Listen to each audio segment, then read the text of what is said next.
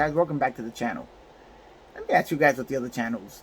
Do you ever not know exactly where to look when you're filming one of these little videos? Because ads always bugs me. I don't know whether to look at the camera or whether to look at the screen or whatever.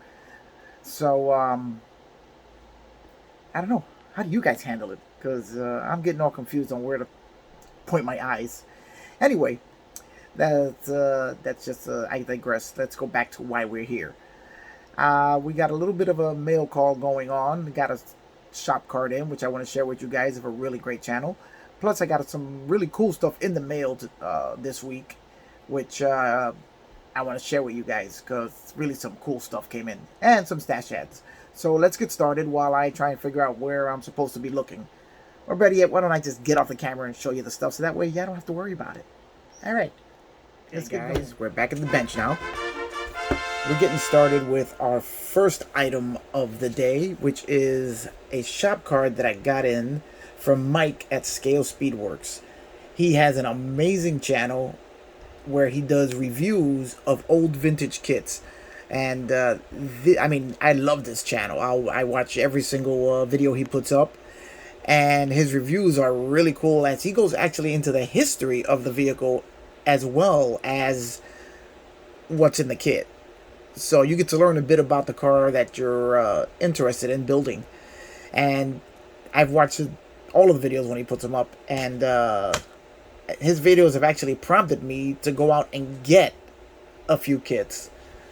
I was watching this one here of the Revell Grand Prix Turbo GTP from Pontiac. And it's because of his video that I went out and jumped on eBay and hunted that kit down. So, Mike, love the channel. Thanks for all the kind words. And yeah, I would definitely be in for a buddy build or a tag team review of a vintage kit, as I have a few of them in my stash here, and would love to do a buddy build or review of a vintage kit with you. So, guys, check him out. Subscribe to him. You're gonna love his channel, especially if you're into automotive history and vintage kits, because he's got a lot of really cool stuff to see. You'll start looking at it and you'll just start going through all of his older videos just to see what all these kits were about and learn a little bit about the cars. So this guy, check him out, Mike at Scale Speedworks. It's a great channel and I never get tired of watching his videos.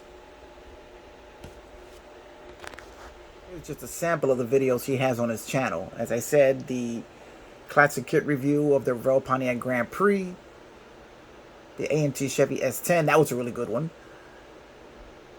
The Chevy Beretta, which that's another one which I think I want to try and find. The Stealth RT, I actually have this kit. I mean, just all sorts of really great reviews of vintage kits. And he's got a few builds on here too. That's his Pro Street build, which is going along really nicely. So there's a little bit of something for everybody on his channel if you're into the hobby. And this was a really great review of 4 different versions of this classic kit. So I really, really recommend that you guys check him out. That's Mike at Scale Speedworks.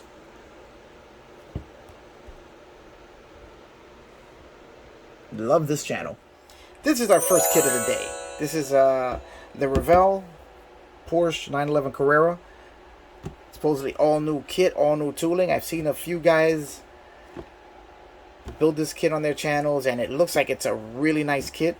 Haven't taken a look at it yet, but who can say no to a Porsche? A 911? I mean, come on, guys. One of the greatest sports cars ever made. So we'll be featuring this on the channel pretty soon. Next up on the board is, I finally broke down and picked this up on my last Hobby Lobby run. Mostly because I just wanted the tin box, because I think the box art here is freaking amazing. I love this. And all the vintage style packaging from the stamps, AMT stamp series. I mean, it's just a really cool tin box. And you get a model kit as an added bonus. So I've seen a few people build this car. HPI guy, I saw his last review of this kit, and it looks like a really fun kit. I think it sits a little high though. Even he said he thinks it sat a little high. So we may be modifying the stance of the vehicle when we get around to building it.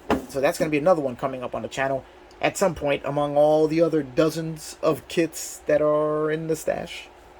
Alright, let's move on to the next one. I had to pick this up as I know it's a Ford. Yeah, I know. And I'm a GM guy, but this just looks like a friggin' cool kit. I mean, it comes with the stock engine plus a chrome engine, which I don't really know what that's going to look like, but that's going to be interesting to see. And you can build it a whole bunch of different ways. I mean, come on, guys. This is just a cool little pickup truck. I mean, you get all sorts of added extra bonuses. I know it's probably old tooling, and it's probably going to be a bit of a challenge to get it to look right. But I've never done an old Ford pickup like this, and it's 34. Sounds like it'll be fun. I'm really getting into these older vehicles after doing the Ukraine build of the Admiral Cabriolet, and I'm really enjoying the styling of these vehicles. I mean, it's just nothing else looks like them. And I figure this is going to be, hopefully, just as much fun as that.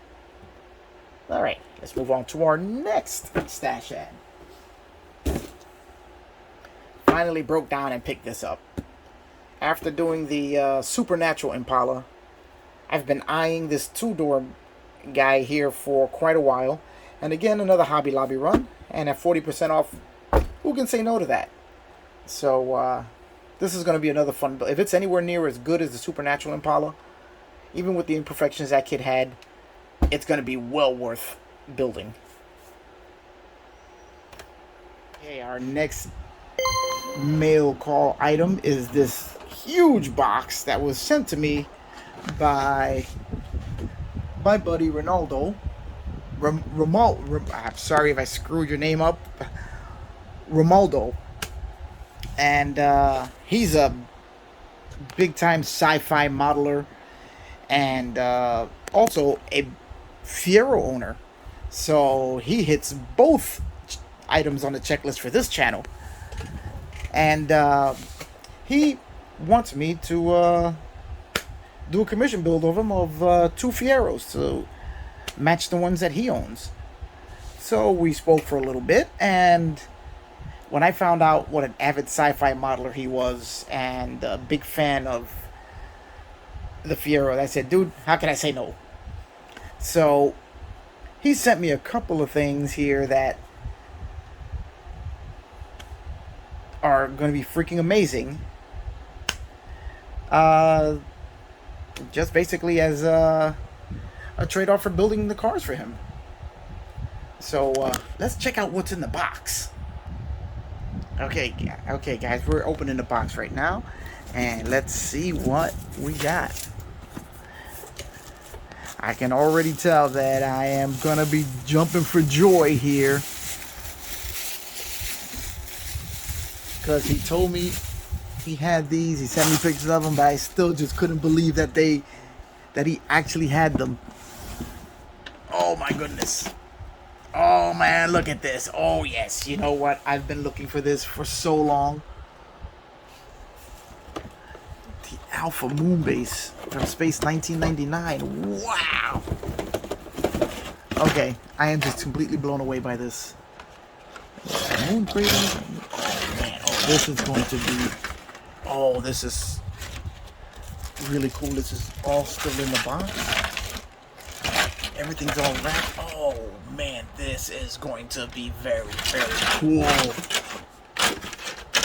Wow. I have wanted this kit for so long. Was never able to pick it up. Wow. This is nice. Now, when was this kit produced? This is on the MPC, but is this a Polar Lights issue or 17? But look at that! Wow, that is going to be amazing to build. And then you can even build a command center. Holy mackerel.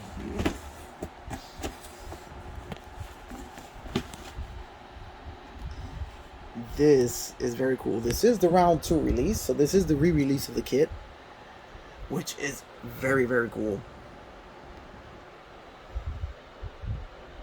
All new vacuum form moon base. Yes, it has all some new additions to the original kit. Wow, this is very cool. Yes, I'm very happy about this. Now, let's take a look at what else we have in here. Uh-oh. This... Oh, yes. This has to be the reissue of the Battlestar Galactica, the original Monogram Revell kit. Oh, look at that. Made in USA. So, you know, it's been a while. 1997. This was the reissue of the kit. Wow. As you know, you've been watching this channel, I have my never-ending Battlestar project that has been in the works for a very, very long time. And I've always wanted another one that I could just start from scratch. Matter of fact, let me tell you guys a little story about the original Battlestar project. Hold on just a second. I'll be right back. Now this is the never-ending Project Battlestar. This is what... Well, okay, let me give it a whole story. My brother found this kit at I think it was a garage sale years ago. The original owner of this kit had just spray painted it silver and built it just box stock, nothing added, nothing done to it. And my brother picked it up and got it for me, and I've had it for years just sitting in a closet. And then a few years ago, I pulled it out and I decided, you know what, I'm just gonna have some fun and play with this and see what I can do to make this kit look a bit more detailed, a little bit better than what they did originally. So I started adding greebles. I started doing all sorts of detail painting to it, engraving panel lines, and this is where I'm at so far. And I call it the never-ending project because it is a project that pretty much will probably never end as I keep changing things and adding things to it. Just as a fun little plaything from time to time. You can see here that I started engraving panel lines into it. I started marking them down. I did all sorts of painting to highlight all the details, weathering. And this is what this kit looks like when do a little more than box stock to it. Now, let me show you what it looks like straight out of the box. Now, one of the things that really always bothered me about this kit are the arms leading to the landing bays and the side paneling here, in which the detail is extremely limited. Everything that's here, extremely limited. Now, let's just put it here so we can see them both side by side. Now here you can see, let's zoom in, the factory piece and my modified arm. And you can see how much more detail there is in mine, as all these greebles, a lot of these parts actually came out of a Tamiya tank kit. But you can see the difference in what it looks like when the extra details are added. I also did the rear arm. I haven't gotten to the center arms yet. The rear is going to need a little more paint. But you can also see the difference here and all the engraving that I've done and a bit of panel discoloration, you know, different color panels on there, just trying to vary the way it looks. compared to what we have here, as this is the box stock kit version. I mean, it's a huge difference between what the kit has and all of the added details. As if you look here, all the panel work here doesn't exist on the kit itself. So if you were to build it stock, there would be so many empty spaces on this kit that to me it would just look unfinished, because I have a thing and I really hate empty spaces on a kit, especially a sci-fi kit when greebling is so much fun.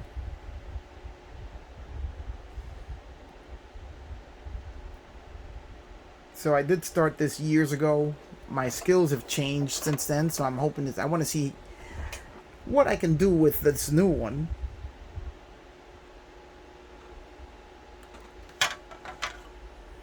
To bring it to the, hopefully, the level of the Never Ending Project.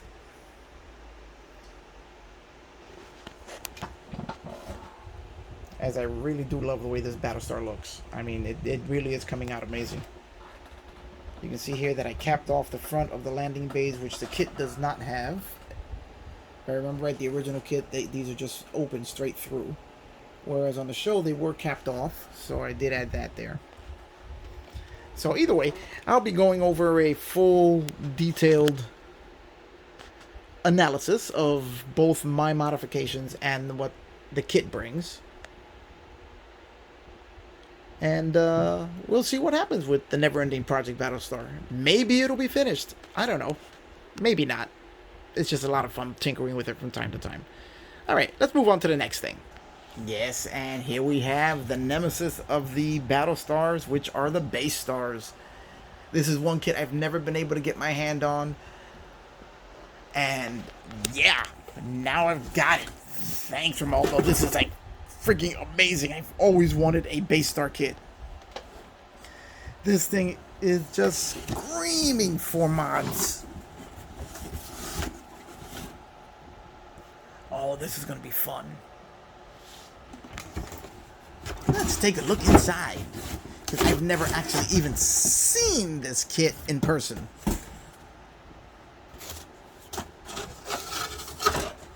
Oh, look at that. Oh yeah, this is going to be Greeble heaven.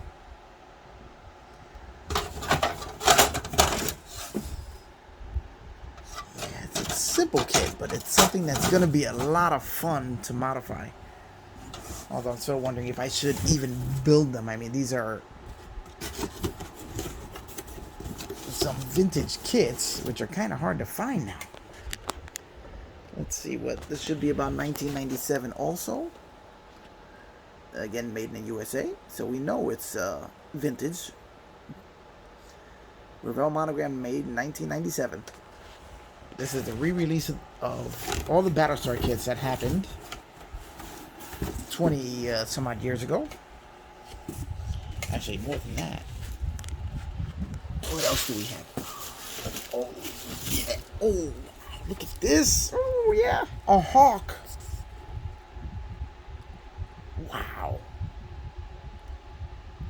Okay, this is another recent re-release from round 2, but yeah, wow. I've always wanted a hawk. I've got an eagle, which I have to build. But the hawk, oh, that's something I'm looking forward to doing. And this is from, what is this here? South Bend, Indiana, International Manufacturing. I know this is a more recent kit. Every time I went to my hobby shop, it was sold out. Wow, look at the detailing on it. I really want to get into this. This looks really cool. Oh man, Romaldo, you just made my sci-fi dreams come true. And here we have both of his Fiero GT. Wait a minute. Did you send me 2 hawks? Dude! You sent me 2 Hawks. Wow, I was only expecting one. Oh, very cool. Yeah, now I can build one. Matt at Model Car Videos. Yes, I know exactly what you go through with some of these kits. Oh, he sent me 2 Hawks. Oh, that's very cool. I did not expect that at all. And here we have one of his Fiero GT kits. We're all set with that one. And here we have his, one is the 88 kit and one is the 1987 kit. Just like what I have on my display area here. Dude, you know what? I am so happy with these kits. You're getting... I know you said just build them box stock and, you know. No. I am so blown away by what you sent me here that you're getting extra details. Wow. Alright guys, well that is the entire batch of additions to the stash, our mail call, and our shout out to Scale Speedworks. Like I said guys, watch his channel. You're gonna love it. I just enjoy, as you can tell, I like my vintage model kits. And I enjoy building them, even though sometimes it kind of kills me because, you know, once you build them, they're that's it. They're done. They're built, and they're gone. And I do like to preserve some of these older kits because it's the basic. It's like history. You know, it's the history of our hobby, and it's something that people, you know, after you're gone, they'll be able to look back and say, wow, this is where the hobby started. This is where the hobby grew. And it's great seeing them built also, but these vintage kits, I don't know. Sometimes just looking at the boxes is enough to make me happy. So I do have a Battlestar already, so I would like to build that one. I don't know. I'm torn. I'm torn right now, guys. I'm torn. I don't know which way to go. The only thing I can tell you for sure is that Scale Speedworks, watch his channel because it's amazing. Mike, dude, we got to do something together. And got some vintage stuff here that we could review. All right, that's going to be it for this episode, guys. I am jumping for joy at this stuff here, and that's pretty much it. So remember, like and subscribe. I can't do this thing without you guys, and I appreciate each and every one of you because you guys are the ones that are pushing my channel forward. And I love doing this for you guys just so that we can keep the hobby growing. So we're over 800 now. I'm really happy about that. We're closing in on 1,000, so let's just keep the momentum going, and hopefully we'll get bigger and better as time goes by. But I can't do it without you. You guys are the reason that this channel has gotten to where it is. Alright guys, we got a bunch of builds coming up, and some really special ones. And of course, Romualdo, dude, I'm going all out on your Fieros because I'm blown away by this stuff. So I'll see you guys on the next one. Let's keep building.